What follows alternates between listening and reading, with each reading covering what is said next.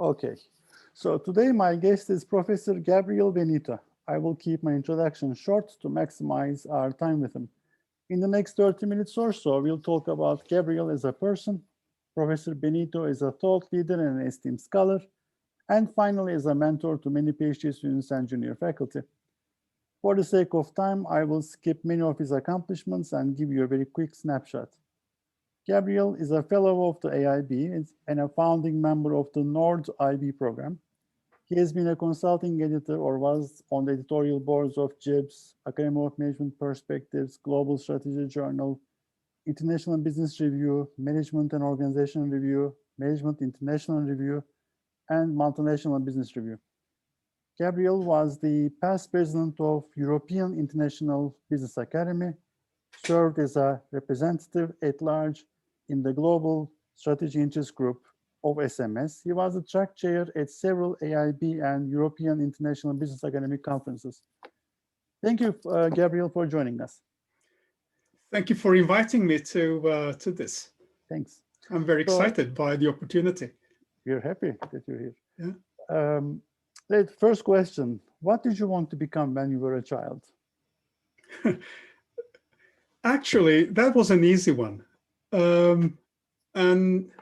But I had to think a little bit about it because it's not something that I think about that often, but it was a car designer. I was extremely interested in cars as a child. In fact, I still am. I'm still a little bit of a petrol head, or if they have wheels, I'll probably be interested in it. And when I was a kid, I had this penchant for trawling through car catalogs. Particularly, there was a Swiss publication that came out every year with details about every single car produced in the world, with technical data and all that. And I just devoured those publications as a kid. And I remember doing a lot of sketching and so forth about cars. I was totally mad about cars. Well, I'm still mad about cars. But this is off script, but if you could buy one car for the rest of your life, you're going to use one car for the rest of your time on Earth, which one would it be?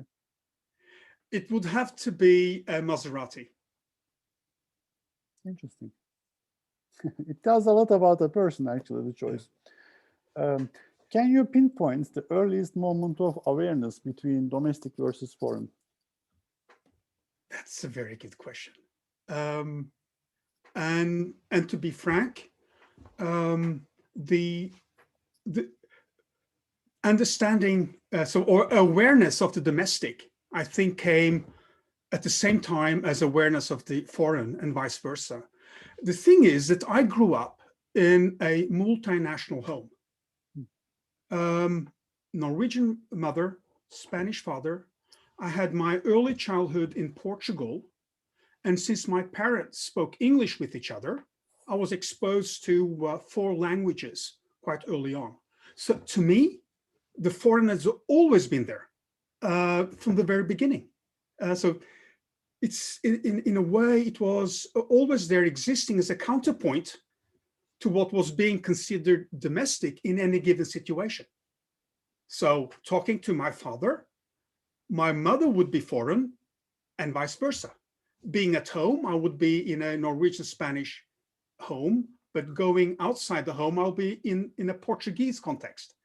And that made me aware of the differentness depending on the vantage point that you are in as a person from the very, very beginning. Interesting. How did you choose to be an IB scholar? Oh, that came very late. That came actually midway in the PhD. My initial plan, entering the PhD program and doing the coursework and all that, taking the prelims, was to actually study the economic organization of human capital. I was very interested in the employment relation, as Herbert Simon once put it. But I switched to studying foreign direct investment some years into the program. And actually that delayed me a little bit because I had to redo quite a lot and had to get new data and so forth to build up a database about Norwegian foreign direct investment that I used for my my dissertation work. Interesting. You got a great CV. What is something not on your CV that would be of interest to the audience? It wouldn't be of interest to them, but they wouldn't know. I had a motorcycle racing license once upon a time, so I did the the exams and the course and all that. I love motorcycle. I still have a motorcycle. I had at the time when I did the racing license, I was the intention was to go racing. I had a girlfriend at the time that said that no way, no, if you do that, I walk away. I was wise. I I didn't let her walk away. I find these things super interesting. Thank you. Yeah. If you stop doing what you're doing today, what would be your second best alternative career path? Well, it's it's too late for a whole bunch of alternatives now, but I think I would seriously consider working on sustainable development issues, and had to be in a non-governmental organization. Would be fantastic if it was an international organization. Yeah. Let's talk about regrets. What is one thing you wish you would have done that you didn't? There's no one big thing that I can think of. I have a very long list of missed opportunities. I must admit, in my life. Okay. Yeah. And what was the best advice you received growing up?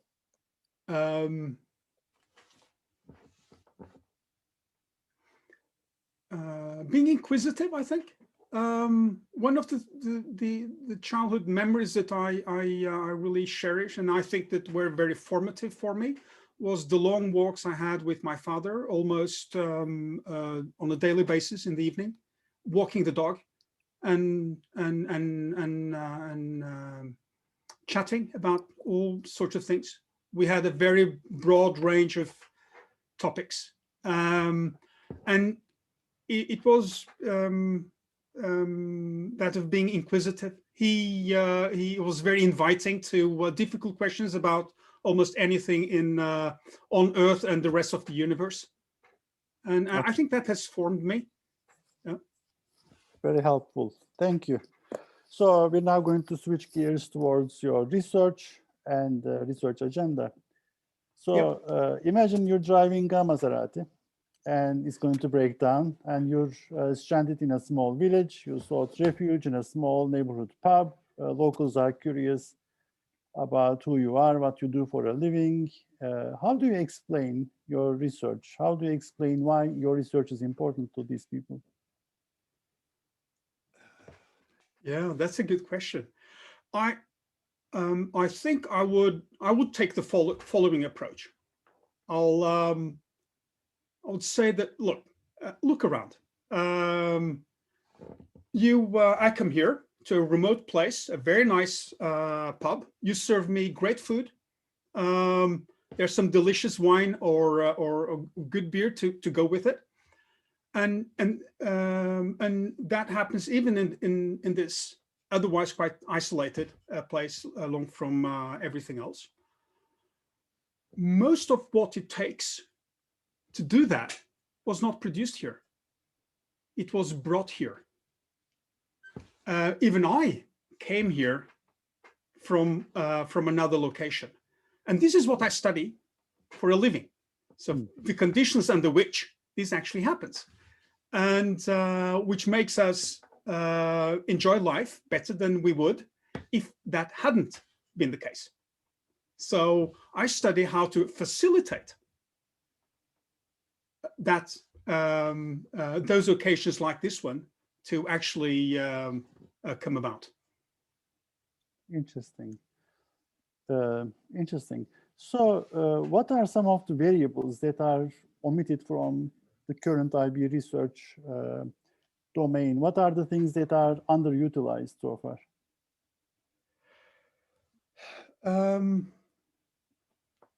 I'll point out two things.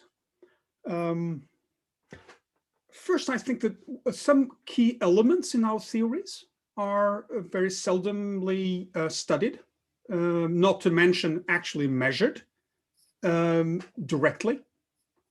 One such example, and I think it's a prime example, would be that of governance costs, transaction costs in markets, management and organization costs within firms, costs relating to relations across firms and so forth. They are fundamental for our theories of the economic organization of international business.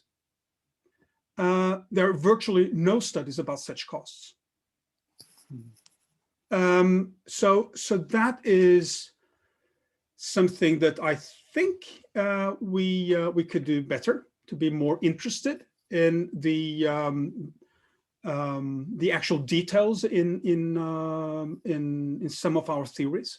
So that's one thing. The other thing that I would push for more research on is not necessarily new variables, but how we specify variables, and particularly that trying to specify variables in a more dynamic rather than static sense.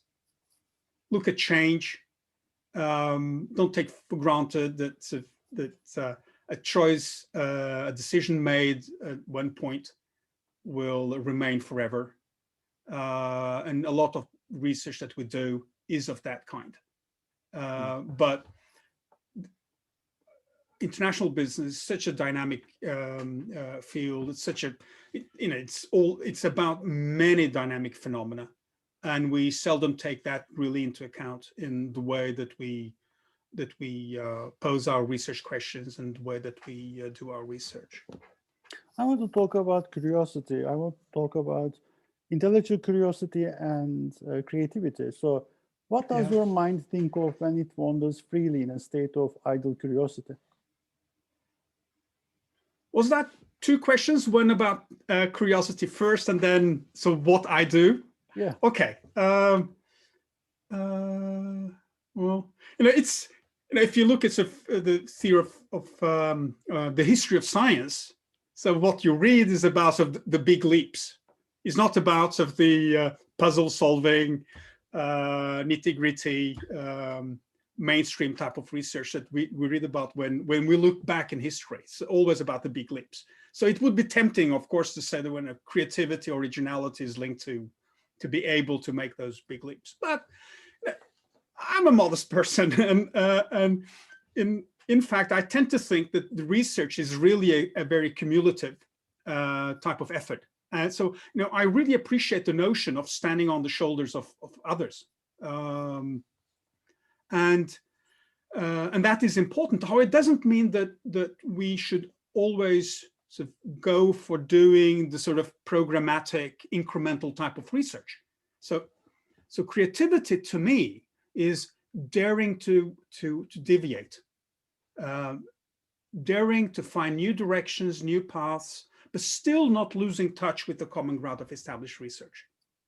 So understandings of the balance between building on what we already know, but try to do something that is beyond what sort of one could almost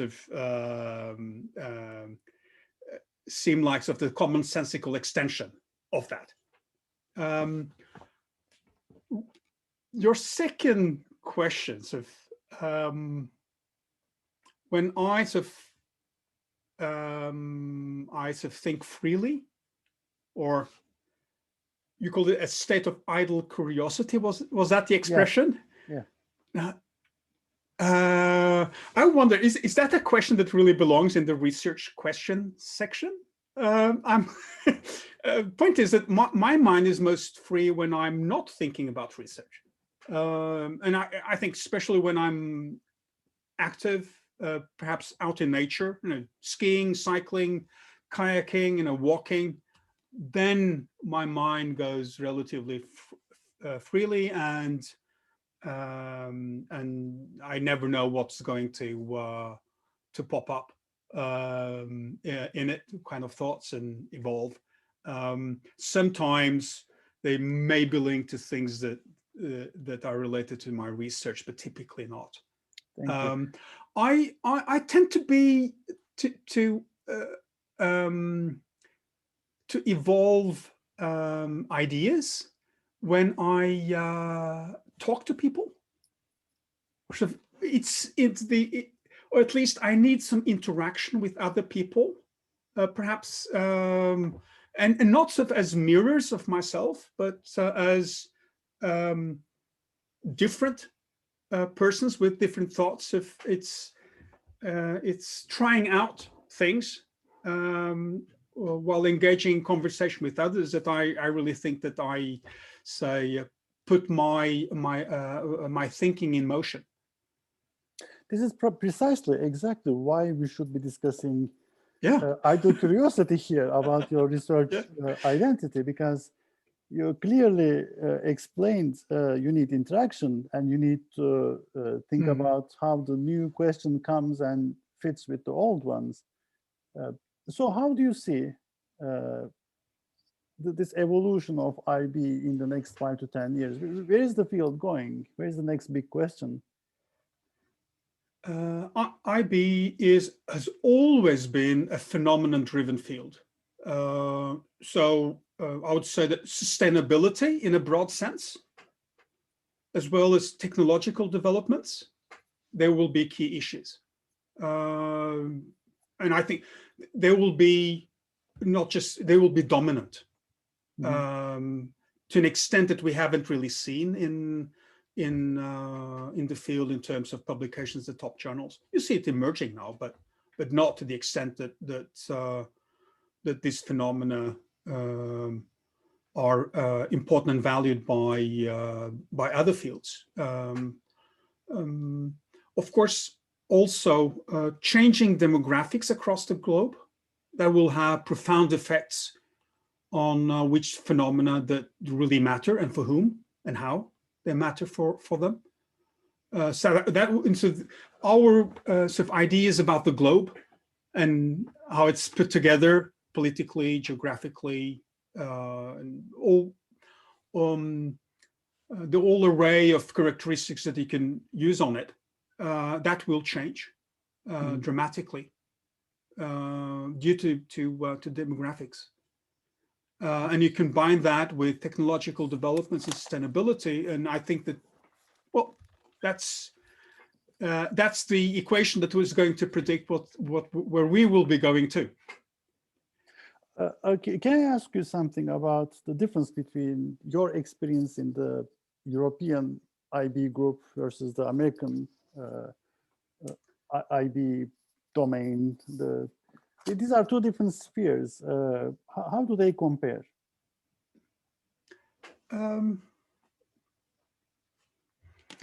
I had my days as a junior scholar within a predominantly European context. And within the European context, it was, of course, predominantly Nordic, since I was at the time based in Denmark, and then I returned back to Norway. But my first placement was at CBS in Copenhagen, which was a very vibrant place at that time with people from many places. The characteristic of at least Nordic research at the time was that people with very diverse interests, both in terms of phenomena and also theory and ways of doing research. You had both traditional quantitative oriented people and people that did more qualitative type of research. They belonged to the same group. They talked to each other. So we knew about each other's stuff, and we had broad discussions. This was sort of a time before we became much more specialized. That specialization had already taken place in the US. And it, to a large extent, had, I think, taken place in the US due to IB being a meeting place for people that had different disciplinary backgrounds within the economics and business and management fields as such. So people came into IB from, say, a finance perspective, or a marketing perspective, or a political perspective, or a leadership and management perspective, or an economics perspective, and therefore policy issues and all that. And that was sort of the American way of thinking about IB. In Europe, I think IB was more, so it was I think a broader view. It doesn't mean that we didn't specialize in the research that we actually did, but we had conversations with people that were quite different, or were doing different things that were quite different from the ones that you were doing yourself. Mm-hmm. And in that sense, I think it was a difference. And I think that was sort of the main difference from, say, going to an EBA conference, the European International Business Academy conference, and going to the AIB conference. When you came to the AIB conference, although it was sort of a socially very nice conference to go to, it would be sort of more professional in sessions and discussions there, and I would say the quality of particularly the quantitative research was probably higher in AIB than it would have been in at the EBA conferences. Yeah, but I don't think it was of huge differences, but I remember them as differences. Yeah. Different perspectives. And the final question in the research segment is, in your opinion, what type of questions are overly studied in IB? And maybe it is time to move past that domain. I don't see it that way. Okay. I don't see it that way. I think it's a matter of, it's not whether there are certain phenomena that are sort of over-researched or under-researched that much, but it's also those, the prime candidates for sort of the over-researched phenomena would be, well, modes of entry. Yes, definitely. Yeah, definitely. But okay. But the point is that now my follow-up would be that, no, we need many more mode of entry studies, but we need to go beyond sort of the template that we've used so far. We need to move from modes of entry to modes of operation.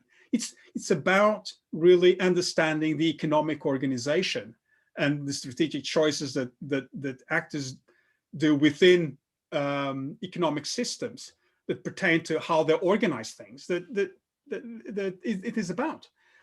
We have very little understanding of many aspects of the sort of the mode phenomenon as such. So I would say that we need much more, but we need a different type of research, posing different, say, type of sub-questions. But it doesn't mean that we need less research about mode of entry, if that is sort of the label that you want to put on it. That's just a very broad label on the phenomenon. And that goes for a lot of things.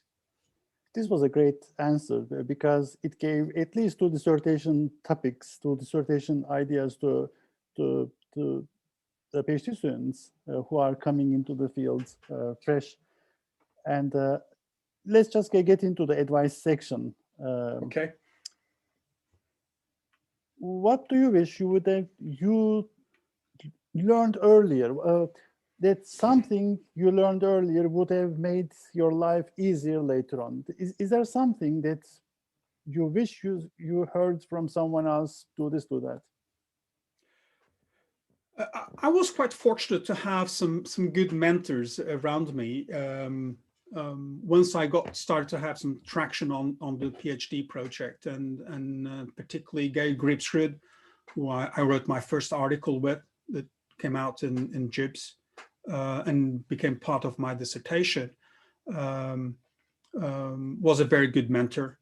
And Lawrence Welch, who died just a few months ago, was also a fantastic person to be around, and he helped me tremendously early on. But despite, particularly though, both Geir and Lawrence, I wish I had known the importance of getting the research out in high visibility outlets more than I did. Now, they were good at both explaining to me some of the tricks of the trade, but looking back, I should have been more persistent with some of my particularly early work. I probably knew, but I didn't pay sufficient attention to it. I think I went the quicker and easier way more often than I should, and I think that some of the research would have been better if I had aimed higher and being more picky on also some of the outlets. And it goes both ways. It's not a matter of just the prestige and that goes with publishing in places like Jibs or S&J, but it's also that being in the path towards publication in such places does something to not just the type of research you do, but how you do the research. You go the extra mile because it's required of you. And by doing that, it also gets you very often better research, more enduring research.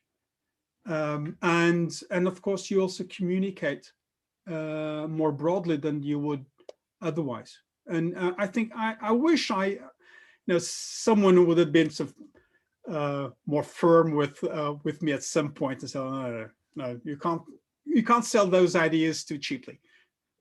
Okay. Yeah. Beautiful answer, actually. This is very insightful. What are